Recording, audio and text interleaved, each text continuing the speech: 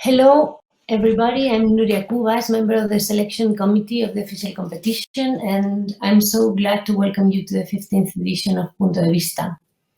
We are meeting with the directors of one of the official competition programs. So I would like to welcome Miranda Pennell, director of Strange Object, Jorge Moneo Quintana, director of Ictu Oculi, Riccardo Giacconi, director of Ekphrasis, and Patricia Esquivias, director of Cardón, cardinal. Thank you all for participating in this conversation. The four films that make up this program, each in its own way, approach the use of archival images to review different historical moments. I would like to begin this conversation by asking Miranda Pennell. Strange Object has a treatment of the images and an approach to the object in which we seem to assist to a historical event that occurred on another planet. At times, we almost have the feeling of watching a science fiction film. How is your work with the photographic archive? Thank you very much for the question. Yes, I mean, when I first found this image, I was struck by the strangeness of it, the strangeness of the landscape, the strangeness of the architecture I was looking at, and of course the abstraction and the strangeness that's created through these aerial photographs, the view from above. So I thought I could use that strangeness partly as a metaphor for the colonial encounter, this imperial invasion of one world onto another. I think I also thought that I would like to use the strangeness to think about the zone of, to defamiliarize the zone of the past, because we get used to looking at old photographs in a maybe a nostalgic way, and that it's useful to create a bit of distance and a bit of strangeness. So I wanted to make the whole zone of the past into something strange, that maybe we can look at it in a new way. I think the third thing I thought that was an opportunity of thinking about a sort of quasi science fiction approach would also give me the opportunity to imagine the people on the ground who are being bombed, and to have an imagination about the kind of amazing technologies that they might have, this world that I don't actually have access to. I don't know the society that is on the ground that is being bombed, but I could use the trope of science fiction as a way of imagining the kind of technologies and the kind of society. I could sort of project a fantasy onto that to give a picture of something which I don't have access to, but also which the colonizers would not have known at all. Regarding images and colonial history, this thing that Miranda is talking about, I found the approach of Cardón Cardinal very interesting also. This film recalls the journey of an enormous cactus from Baja California to Seville for the Expo of 1992. And I would like Patricia to tell us a little about the research for this film. I mean, the starting point and the collection of the archive that makes up the film. So this film is like the second stage of research that I began in 2016. So the research was centered more on the person that was in charge of making the decision to bring the plant to Sevilla. And in this case, I didn't have much information except for just random pieces that were in blogs and not very much. And finally, I was able to contact the son of the person who this engineer, because the engineer had already died. And it was like a kind of dead alley. I didn't really get anywhere because this the communication with this person was very complicated. So after a while, I made that first video, and then after a while, I was still thinking about the plant and the journey, and I decided to go to Mexico, and I went to visit the studio of the architects that had made the pavilion, and they had some folders with lots of information about the pavilion, and mostly letters going back and forth. Like one of them was the letter of the first visit that the engineer made to the desert, and he took some Polaroid photographs. So it was really special to find this letter. But for example, there were these holes in the story, so I never got to see an image of the engineer next to the cactus, and there were just a lot of still unsolved questions. But yeah, it also didn't really help very much going all the way to the town where they took the plant from, because I was not so able to find people that remembered, or it was strange. Or maybe because I'm not really a documentary maker, I don't really know how to find these people, or I don't I don't. So it was very new process for me, this trying to find people to talk to. I don't know if that answers the question. So you started with a previous investigation, and then you went to this place. Yeah, on for the first video, I did mostly telephone calls, and I got a library in Mexico to send me a scanned copy of this book that talks about the travel of the plant, and it sort of mentions all the people that were involved. And so really mainly this book was my main source of information, because the son of the engineer, he was really so kind of obsessed with the plant, and I got this feeling that he felt that suddenly he found in me this person that can sort of solve the problem that the plant is abandoned. And we just had these conversations that didn't really go anywhere, because I was trying to find out more about his father, and how he made those decisions, and how he was involved in the process. But we never really got past this like obsession that I should try to get the city of Sevilla to sort of save the plant, although it's still alive. It's not dead, but it's not in the best condition.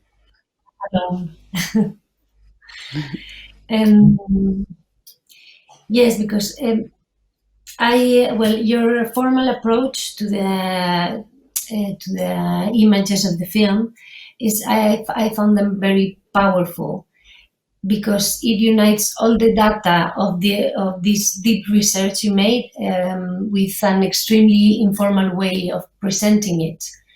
And I would want to know how you came to the shape of the film. when did you decide that the film would be what we see? The way that I present the material is more or less the same way I've been making these videos since 2006, more or less, and I have basically maintained this same method, that I am trying to learn the story in my head as well as I can, that I can explain it to somebody else. And before I wasn't using so much the screen because I had less images. So usually I was just printing images that I found on internet and just showing them with my hands. So I would be showing them on my table, on my workspace. But in the case of this film, which it's the longest that I have made up to date, and I had so much material, and it was this mixture of these videos, and which also I don't usually do. Like, I don't take the camera outside of my studio usually. So then, because of it was so much material, that's why there is so much play with showing the screen, and then not a lot of things I present in the 3D material world because it was just too much.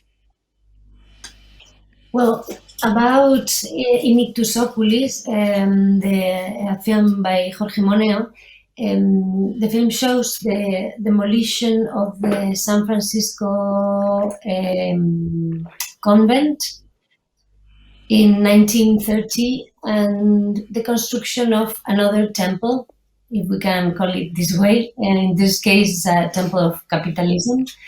I would want to know, Jorge, how was the research for the archival images? And I would also like to know how was the work of animating the images and creating such a dynamic soundtrack? Mm-hmm. Well, I was in the middle of another, of a research for another film project, and then I found this building, the story about this building, and this was the first thing that struck me because I didn't know that this building existed in my hometown. So this was kind of a strange thing because it is a small town, no? And then I started to somehow in an obsessive way. Started to gather all these materials and started to put them together to make sense, to see how this building was raised, what was before, what was after, and so on. So I started to do like an autopsy of the building. And at some point I realized that this could be a film itself, like a piece. And then I started to do the montage. And I was investigating images for archival institutions in my hometown in Vitoria-Gasteiz, and then also another institution in the region of Basque Country. And about the montage, I found several copies of the same motifs, of the same images. So I found this interesting, and they gave me the option to play with them, to find a strategy to bring these still images to moving images. So I took advantage of these different copies with their different marks and colors and so on. And also at the very beginning of the montage, I was playing with sounds. I was playing with archival materials also, like taking what you normally would refuse or clean, this dirt of the soundscapes, like the masses and so on. So I was incorporating them to the montage, and also sounds recorded by me or sounds recorded by, made ad hoc for the film, like with computer synthesizers and so on. And this strategy also with sound permitted me to create like a sort of continuity that sometimes was broken, and to create these gaps of time, these ellipses. And so I found very necessary to do both things at the same time, like editing the images and the sound all together.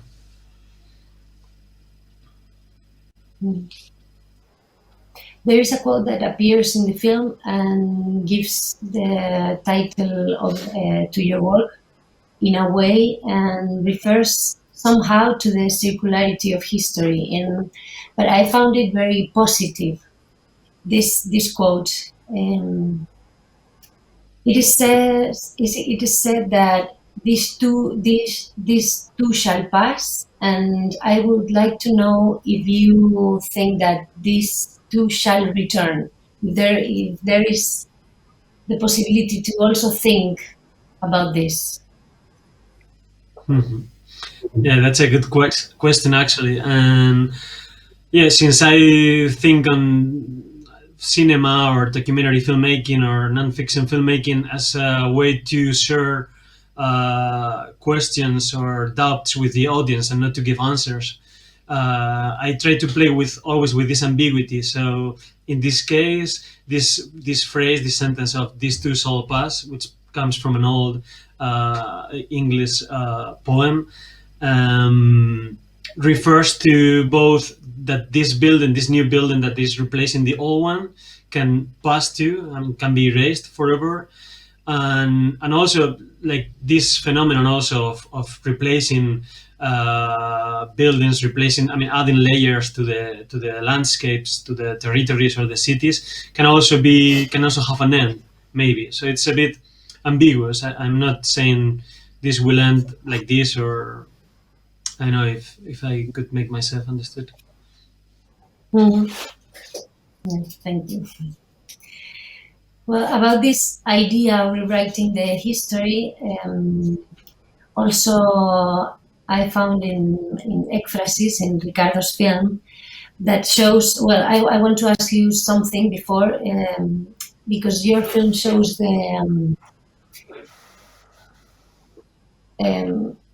a historical event, little known probably outside Italy or Germany, and I would want you to first tell us a little bit about this historical event, and how and when you started to be interested in narrating this moment.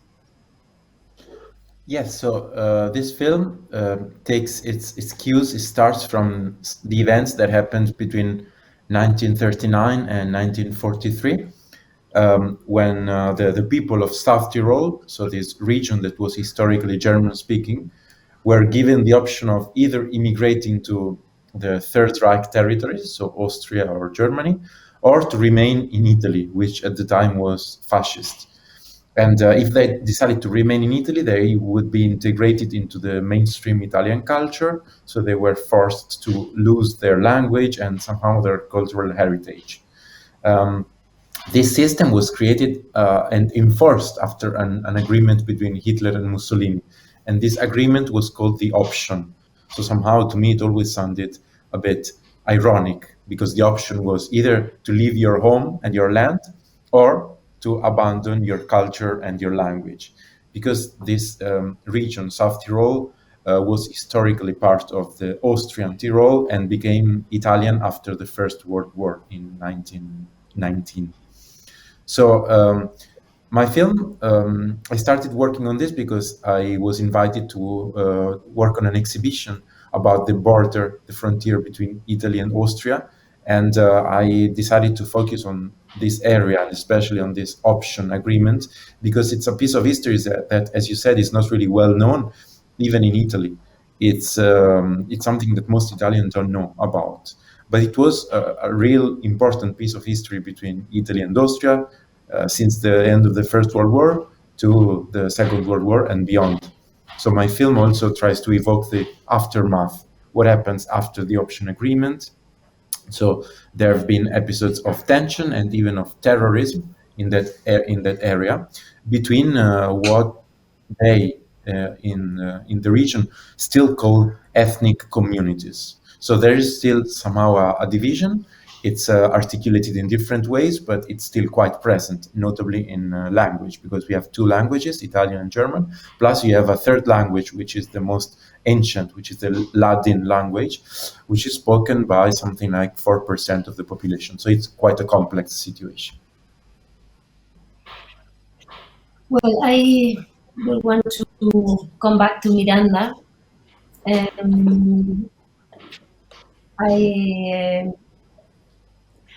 I really would want to know where about your interest in colonial imaginary. I know this film, The Object, is the first part of a trilogy or films, isn't it? So I would want you to tell us a little bit about the whole project, and also, relate this colonial history or colonial imaginary that you are working on since some years ago.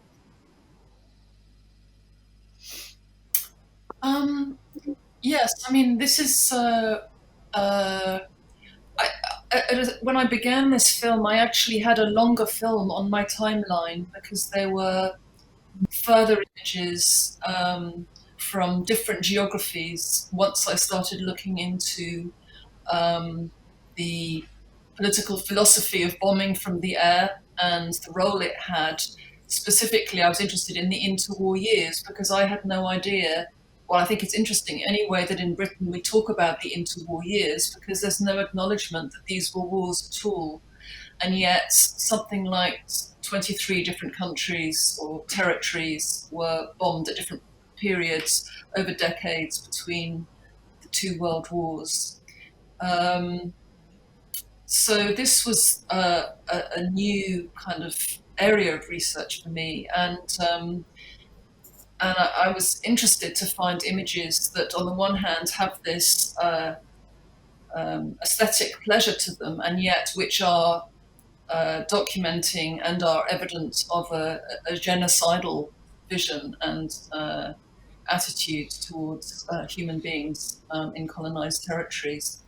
So initially I thought I might weave together a number to try and give a sense of the breadth of this policy, this aerial policing, governing from the air, and to show where it's happening.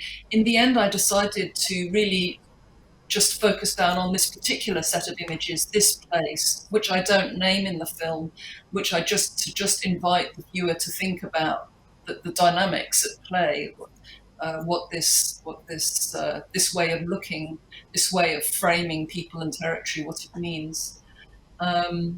But I thought it would be worth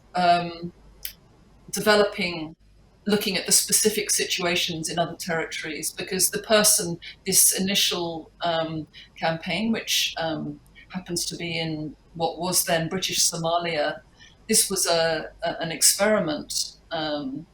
And after they had this success in destroying the resistance in Somalia, this then gets funding from the government to develop the Royal Air Force, and they immediately go to the newly named Iraq, and they have a policy of air policing in Iraq for decades, which is surveillance and bombing from the air. So there's more projects which come out of this. So I'm interested in this history. I guess in this film I've really focused. I decide, because there's so much historical narrative and context to give, I got a bit overwhelmed by the information, and in the end I decided to really just focus on conveying the question about what it means to look from the air, to bomb from the air, what it means, without too much reference to that particular history, that particular place. But this is something I'd like to develop more. Yeah. Thank you, Miranda. It's something that I'm really curious about. It's the figure of Alexander Langer in Riccardo's film. This name appears at the end of the film, and well, I would want to know what is the importance of this character and why did you decide to use his name in the film in such a important place?